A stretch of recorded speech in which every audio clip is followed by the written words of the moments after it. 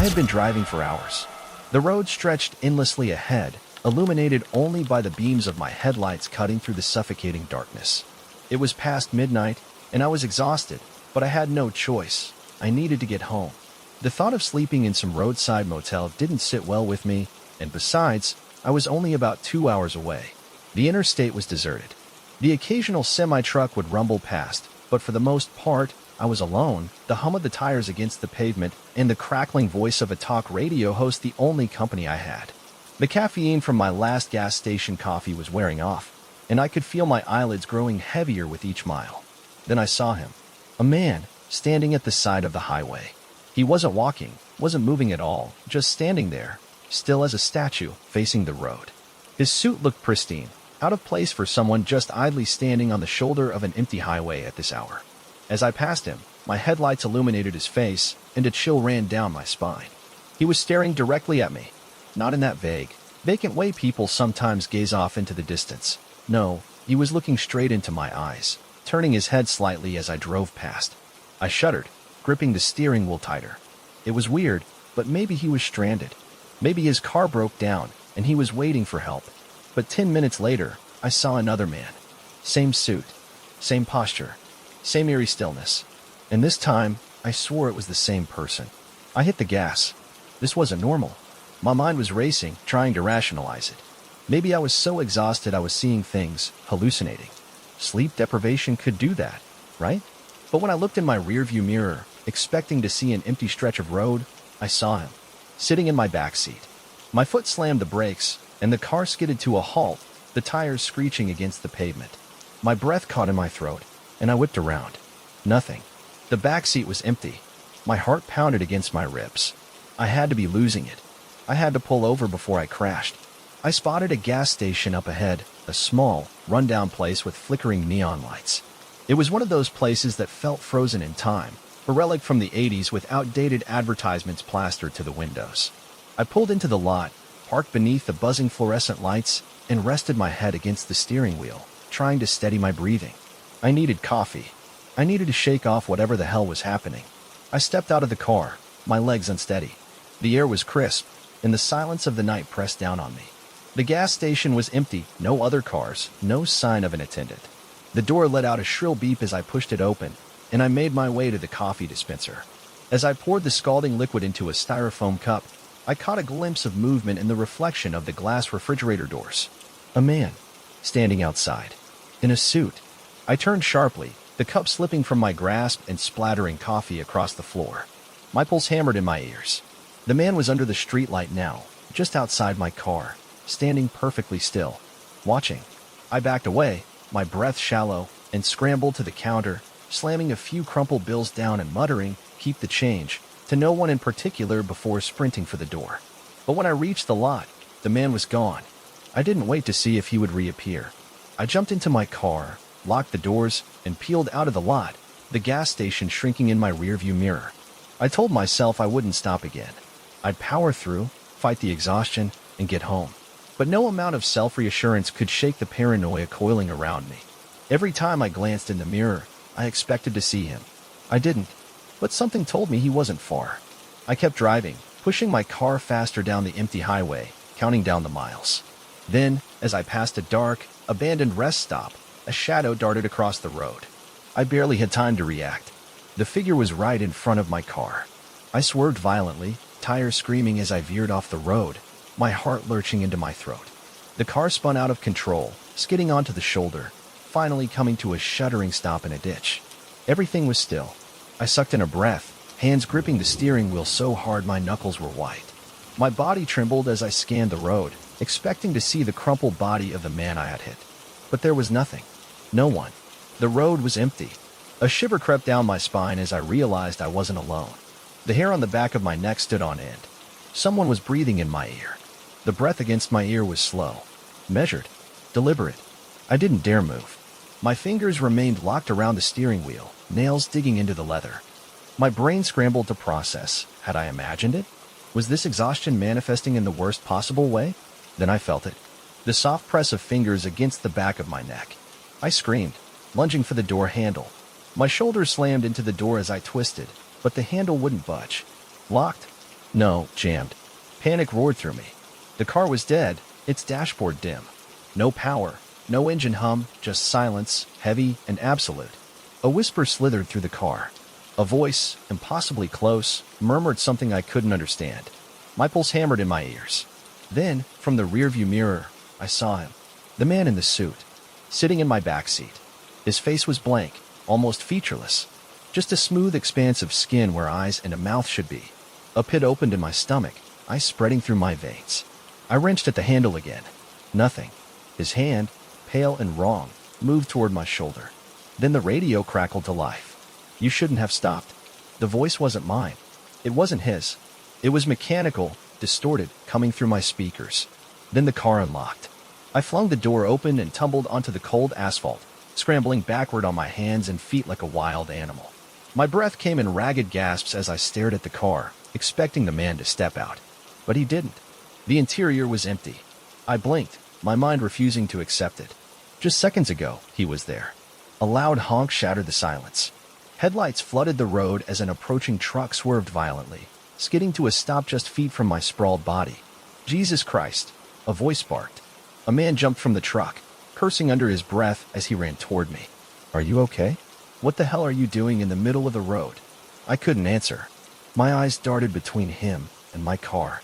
It was running, headlights bright, engine purring, just as I'd left it. The man knelt beside me. Did you crash? Do you need help?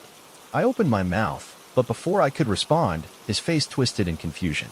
Hey, man, he said, his eyes flicking past me, toward my car. Who's that in your backseat? A freezing weight slammed into my chest. I turned.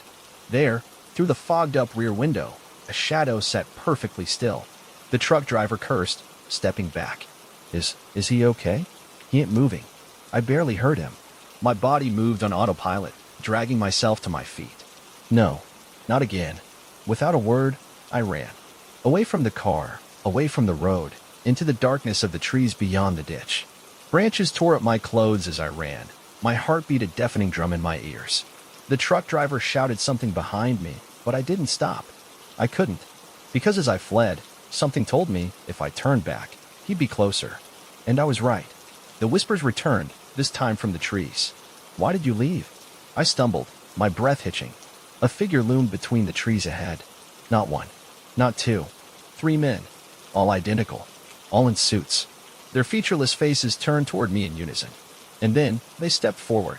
I screamed, lunging backward, but collided with something solid. Hands gripped my shoulders, and a voice hissed in my ear. You can't run from us. The world lurched, spiraling into darkness. I woke up in my car. The sun was rising. The morning light bathed the road in gold, the storm from the night before long gone. My car sat perfectly on the shoulder. No crash, no tire tracks. The dashboard read 6:47 a.m. Had it been a dream? I gripped the wheel, forcing myself to breathe. Everything felt real. Too real. I checked my phone. No missed calls. No texts. As if the entire night had been erased. I turned the key. The engine roared to life. But just before I shifted into drive, I glanced into the rearview mirror and saw a neatly folded black suit jacket lying in my back seat. Story 2. The night was eerily quiet as I drove along the desolate stretch of highway cutting through rural Pennsylvania. The air was thick with humidity, the remnants of an earlier storm still lingering in the atmosphere. I rolled down my window slightly, hoping the fresh air would keep me alert. My podcast played in the background, but I wasn't really listening. I had left my friend's place later than expected, and now, at nearly 1 a.m., I just wanted to get home. My gas gauge blinked a warning. I was running low. I sighed, checking my GPS for the nearest gas station. It wasn't far, just a few miles ahead on this lonely road. As I approached, the station looked abandoned. It was an old mom-and-pop joint, one of those off-brand places with peeling signs and flickering lights. The only other vehicle was a rusty pickup truck parked by one of the pumps. I pulled up to the opposite side, glancing at the truck. A man stood beside it, filling his tank. He was tall, lanky, and wore a baseball cap pulled low over his face. Something about the way he moved, slow, deliberate, made me uneasy. Shaking it off, I stepped out, swiped my card at the pump, and began fueling. The night was thick with silence, except for the occasional chirp of crickets. Then, I felt eyes on me. I turned my head slightly, catching the man staring at me. He wasn't even trying to be subtle. His face was expressionless, but his gaze was heavy. I swallowed hard, deciding to ignore him. I kept my head down, pretending to check my phone. After a moment, I heard the click of his gas pump finishing. The man capped his tank, got into his truck, and drove off without another glance. Relief washed over me. I finished fueling, went inside to grab a coffee, and paid in cash. The clerk barely acknowledged me, too busy watching something on his small television behind the counter. When I stepped back outside, I noticed something strange. The pickup truck. It was parked down the road, just past the gas station, half hidden in the tree line. My stomach knotted. Why had he stopped there?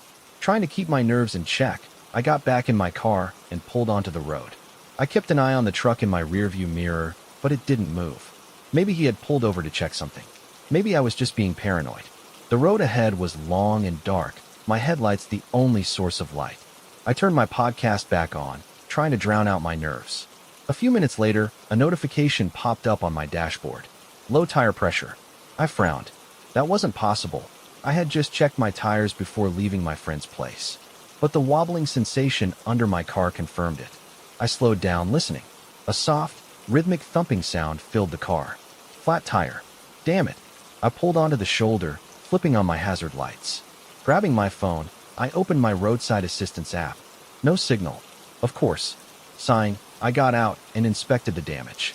My rear driver's side tire was completely deflated. I stood there, debating my options. Should I try to change it myself? I had a spare, but I wasn't exactly experienced with this sort of thing. A sound cut through the quiet. An engine. I turned my head just in time to see the same pickup truck rolling toward me. My stomach twisted. The truck slowed, then stopped a few feet behind my car. The driver's side door creaked open, and the man from the gas station stepped out.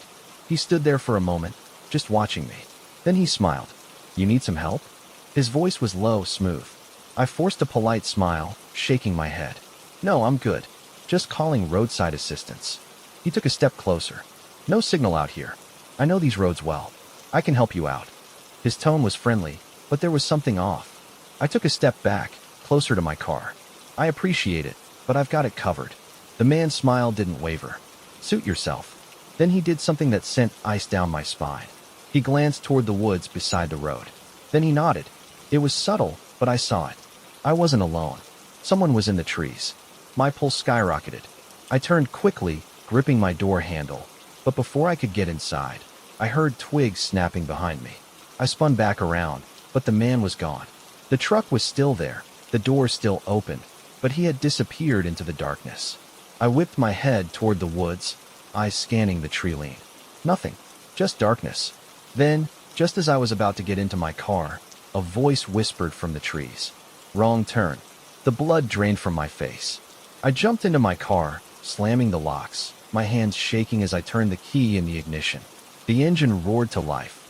My headlights flickered, illuminating the trees for just a second, and I saw several figures standing between the trunks. Too many. Too still. My foot slammed on the gas. The car lurched forward, the flat tire screaming in protest, but I didn't care. As I sped away, my rearview mirror reflected something that made my stomach lurch. The man in the cap was standing in the middle of the road, just watching me. Behind him, more figures emerged from the woods. I didn't stop, didn't look back. I just kept driving. But as I put distance between myself and whatever was back there, a sickening thought settled in my chest. I never heard the truck start again, because it wasn't his. He had never arrived in it. So whose truck was it? And where the hell was the driver? The road stretched on endlessly, a black ribbon of asphalt cutting through the suffocating darkness. My heart pounded against my ribs, my fingers clenching the wheels so hard they ached. The ruined tire groaned beneath me, every wobble and shudder of the car sending jolts of panic through my body. I couldn't stop. Not here. Not with them behind me. The figures from the woods had been real. I had seen them. Too many of them. They hadn't moved like normal people. They had just stood there, watching, waiting. And the man with the cap, his nod, that subtle, unspoken command. I didn't know what would have happened if I had hesitated longer back there, but I wasn't willing to find out. My phone still had no signal. My hands trembled as I tried to adjust my GPS, but the screen froze, then flickered out entirely. I gritted my teeth. Fine. I knew I had to stick to the main road. I just had to keep going until I found something, a town, another gas station, any sign of civilization. The road signs were old, faded, barely legible. There were no streetlights, just trees on both sides, stretching forever. I couldn't shake the feeling that something was behind me. Every time I checked my mirrors, I expected to see those figures. For a while, there was nothing, just my damaged car struggling forward. Then a headlights, a pair of them, in the distance behind me, getting closer. I sucked in a sharp breath. It was the pickup truck. I was sure of it. The same one from the gas station.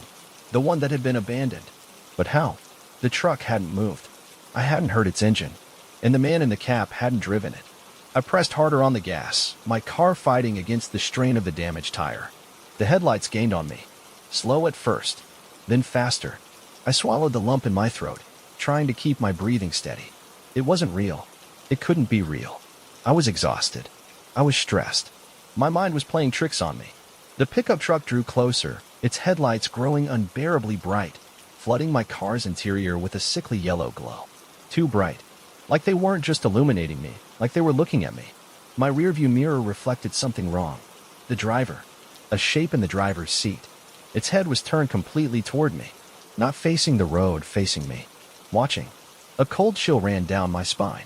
I jerked my wheel slightly, my body screaming at me to do something, anything to break this nightmare. My car wobbled violently from the maneuver, my flat tire protesting. And then, the headlights vanished. I blinked. Gone. No screeching tires. No sounds of a crash. No sign of the truck. Just darkness. I gasped, gripping the wheel with both hands, my pulse hammering. Had I imagined it? The road was empty again, but my body knew better. I was not alone. The nausea in my stomach twisted into something sharper, an instinctual terror I couldn't ignore. I kept driving, though my mind was screaming at me to stop, to get out, to check my surroundings, to see what had really happened. But I knew. Deep down, I knew. If I stopped, something would be there. Watching. Waiting. My eyes darted to my fuel gauge. Less than a quarter tank left. I had to keep going. Then I saw it. Up ahead, on the side of the road, a sign of life. A single, flickering neon light in the distance. A gas station, old and battered, but real. I nearly sobbed with relief. The station was small, barely more than a shack with a single pump. An old sedan sat parked near the entrance, but there were no other cars. I pulled in, my tires crunching against the gravel. As soon as I cut the engine, the silence crashed down around me. Too quiet. I didn't like it, but I needed gas. I stepped out cautiously, scanning my surroundings. The place was dimly lit, the single overhead light buzzing and flickering. The store's front door was slightly ajar, revealing only blackness inside. I swallowed my nerves and approached the pump. My hands were shaking as I swiped my card. The screen glitched. Then it displayed one word. Error. I scowled. Come on. A sound. Something rustling nearby. I whipped my head toward the store. The door was now wide open. My breath hitched. Hadn't it just been barely open a second ago? I took a slow step backward. Something about the darkness inside the store felt wrong. It wasn't just dark. It was empty. A hollow space. A void. I turned back toward my car. Enough. I'm leaving. Then I froze. A figure stood on the other side of my car. Not the man in the cab. Something taller. Something thinner. The gas station's dim light barely touched its features, but I could see two long limbs, an unnatural stillness. A face that seemed to shift and blur. Like it wasn't meant to be seen. Like it wasn't supposed to be real. A single thought pulsed through my mind. This is what he nodded to. This is what was waiting for me. The figure moved. Not walked, shifted. One moment it was standing still. The next, it was closer. My vision blurred as panic surged through me. I lunged for my car, fumbling for the door handle. But my fingers touched nothing. The car was gone. Completely gone. As if I had never driven it here at all. My breath caught in my throat. No. No. No. No. I spun in a circle, my pulse roaring in my ears. There was nothing in the lot. No gas pumps. No store. Just a long, empty road. A barren stretch of asphalt cutting through an endless void. Then, from behind me, a whisper. Low, distorted. Wrong turn. My mind shattered. I ran. I don't know how long. I don't know where I was going. But I ran. The last thing I remember was my foot hitting something. A sharp, jarring pain. Then darkness swallowing me whole. I woke up in my car. Engine running. Headlights on. parked at the same gas station as before. But the sedan? Gone. The store? Dark and empty. No signs of life. I checked my phone. 6:47 a.m. Had it been a dream? A hallucination from exhaustion? I tried to shake the terror still clinging to my skin. I turned the key, forcing my body to move. I had to go. As I pulled onto the road, my eyes flicked to the rearview mirror. And there, in the back seat, a black baseball cap. Story 3. The blizzard was relentless. Snow lashed against my windshield, swirling violently in the high beams of my car as I pushed forward through the nearly abandoned highway. My hands ached from gripping the wheel, my knuckles white as I fought to keep control. I had left later than I should have. My boyfriend, Todd, had warned me that the storm would get worse, but I insisted on driving through. I just wanted to get to him, get somewhere warm and safe before the roads became completely impassable. But now, I was regretting it. The wind howled through the trees lining the highway, the road beneath me becoming more invisible with each passing mile. My gas was just over a quarter tank. My phone was barely holding on to a signal, and worst of all, I was alone. Or so I thought. The first time I saw the car, I didn't think much of it. A dark sedan. Old. Maybe late 90s. It was parked at the side of the road, half buried in the snow. No lights on. No hazard signals. It had probably been abandoned. But then, a few miles later, I saw it again. Same car. Same spot on the side of the road. My stomach clenched. That wasn't possible. I forced myself to focus, convincing myself I was just exhausted, seeing things. The snowstorm was making everything look identical. But 10 minutes later, I passed the car again. My foot eased off the gas. No, that wasn't right. The car was parked at the same angle, covered in the same amount of snow. As if it had never moved. As if I had somehow been looping the same stretch of highway over and over again. A ripple of fear spread through my chest. I flicked my eyes to my phone's GPS. Lost signal. Great. I inhaled deeply, shaking off the unease. Just keep driving. Keep moving forward. Another 20 minutes passed. The sedan reappeared. Only this time, the driver's side door was open, and there were footprints leading from the car into the woods. I felt an invisible weight settle over me. A warning. A presence. I should have kept going. I should have ignored it. But something in my brain whispered, what if someone needs help? I slowed the car, my tires crunching against the icy shoulder. The wind howled, rattling my windows as I peered into the dark woods beyond the abandoned vehicle. The trees swayed, their branches heavy with snow, but there was no movement. No sign of anyone. Still, the footprints remained. Fresh, leading deeper into the frozen forest. I hesitated. Then, out of the corner of my eye, movement. A figure, just barely visible between the trees. Standing, watching. My breath hitched. The figure wasn't shivering, wasn't covered in snow, just standing there, facing me.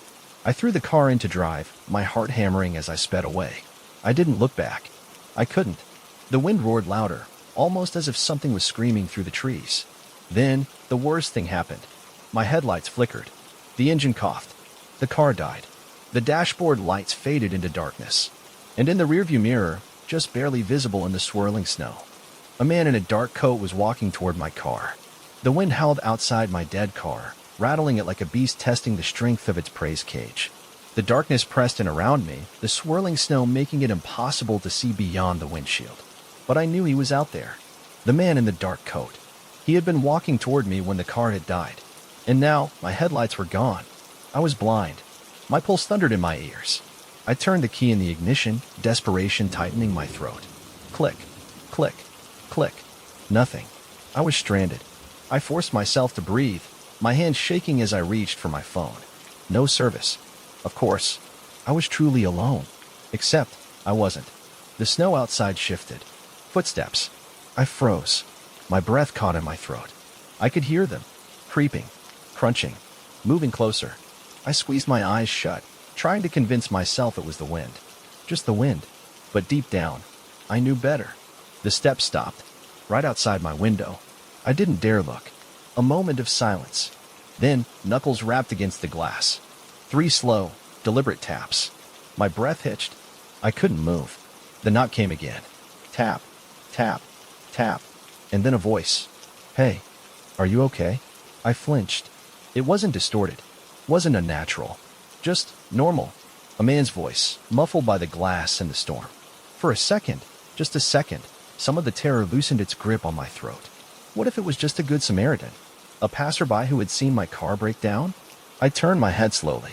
He was still there. A tall, broad-shouldered man in a long black coat, his face hidden under the shadow of a hood. Snow clung to the fabric, making him look almost unreal against the blinding white. I swallowed hard. I should roll the window down. I should at least respond. But something felt wrong. The way he was standing. Perfectly still. Too still. Like he wasn't cold. Like the storm wasn't touching him. I kept my hands firmly on my lap, refusing to move. He knocked again. "Your car's dead." It wasn't a question. I stiffened. How did he know that? He hadn't checked the engine. Hadn't even glanced at the hood. A fresh spike of fear shot through my chest. I forced myself to respond, keeping my voice steady. "I have help on the way." A lie. The man didn't react. Then he smiled. A slow, creeping grin. Wide. Too wide. "No, you don't." My stomach twisted into a knot. Every hair on my body stood on end. I locked my doors. He didn't move. Didn't even flinch. His grin stretched wider. Then, in one smooth motion, he lifted his arm and pointed. Straight ahead. My body refused to turn. I knew that if I looked, I would see something I wasn't supposed to. But the curiosity burned. Slowly, I turned my head toward the windshield. At first, there was nothing. Just a blinding sheet of snow. But then, something shifted in the storm. A shape, barely visible in the whiteout. No, many shapes. Figures. Standing in the middle of the road. Watching. Waiting. My throat closed. I whipped my head back toward the man outside my window. But he was gone. The snow swirled violently where he had stood, but there was no trace of him. I gasped, my fingers fumbling to restart the car. Click. Click. Click. Nothing. I slammed my fist against the dashboard, my breath coming in ragged gasps. I looked up. The figures were closer. They had moved. I hadn't seen them walk. Hadn't seen them shift. But they were nearer now, their silhouettes sharpening against the storm. I reached for my phone, shaking so hard I almost dropped it. Still no service. I was trapped. I had to think. Had to move. The figures took another step. I wasn't going to wait for them. Throwing my weight into it, I flung open the door and stumbled into the cold, nearly falling to my knees as my boots sank into the thick snow. I turned back toward the road, toward the figures. They were gone. The street was empty. I spun in circles, my breath clouding in the frigid air. No footprints. No sign of movement. Nothing. Just the endless storm swallowing the road ahead. I turned back to my car and froze. The driver's side door was open, and sitting in the front seat was a man in a black coat. Not the one who had knocked. Not one of the figures from the storm. This one was different. His hood was down. His face was clear. And it was my boyfriend, Todd, smiling at me. "You should have stayed in the car." I couldn't move. Couldn't breathe. Todd was hundreds of miles away. But there he was, in my car, looking at me like he had always been there. My legs refused to work. My mind shattered into incoherent thoughts, each one screaming at me to run. Run now. Then Todd's head tilted. Not in a human way. Not in a way a person's head should tilt. His neck cracked as it bent farther. Farther. His grin stretched too wide. His voice came again, distorted. "Wrong. You made a wrong turn." Then the headlights flickered. And everything went black. I woke up in a motel. A cheap, dimly lit room. The snowstorm still raged outside. My clothes were dry. My boots clean. My phone lay on the nightstand, fully charged. I grabbed it with trembling fingers. The last message from Todd? "Let me know when you get here. Be safe. Love you." Sent yesterday. I forced myself to stand. My legs felt weak, unsteady. I turned to the window, pulling the curtain back with slow, hesitant fingers. The parking lot was empty, except for one car. A dark sedan, parked perfectly outside my door. Snow untouched on its surface, like it had been waiting for me.